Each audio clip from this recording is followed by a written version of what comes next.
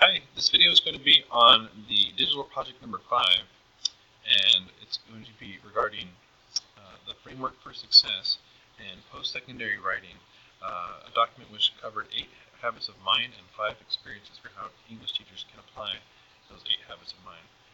So in my analysis, I'm going to look at those 8 different habits. I'm going to see how we can be, what it takes to be good, or what would be an excess or defect of those habits. And then in analyzing those, I'll come up with a framework for how we can remember how those all happen to interrelate.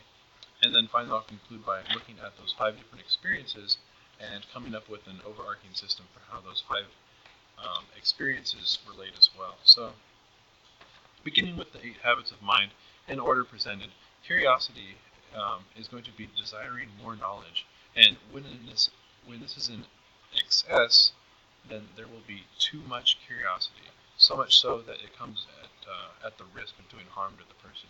Or if it's in defect, then there's an indifference or general disinterest in learning new knowledge. The next habit is openness. When it's properly used, it will be willing to hear out differences and different ways of being and different ways of thinking. In excess, it is undiscriminating against established facts, logic, and reason. In one word, gullible. When it is in defect, openness is willfully ignorant.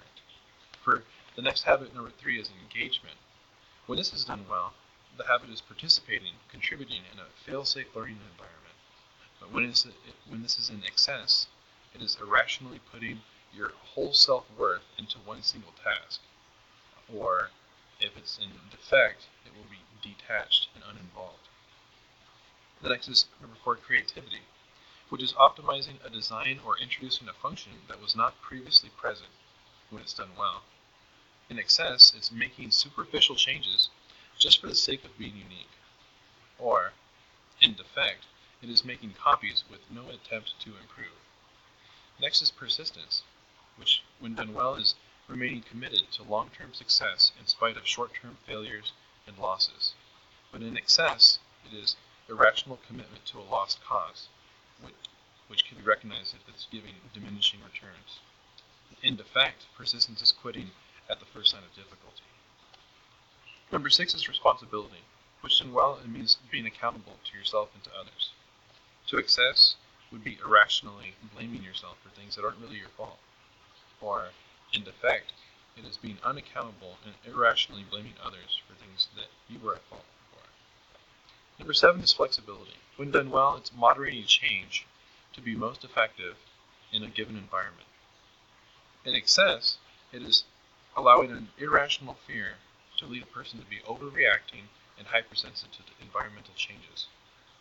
In defect, they are unchanging in different environments, so much that it leads to self-harm.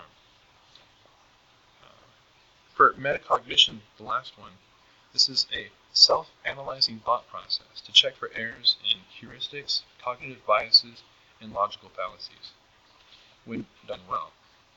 When done in excess, a person will suffer from analysis paralysis.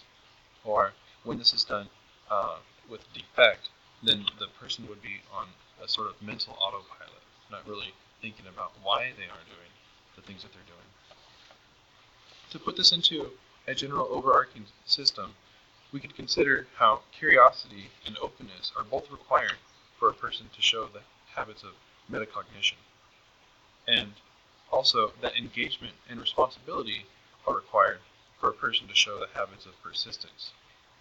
But keep in mind that flexibility is also required for openness to truly be effective. And flexibility is also required for engagement to truly be effective. So flexibility plays an integral part in reaching metacognition and persistence. And flexibility also plays an integral part in helping metacognition and persistence work together to create creativity.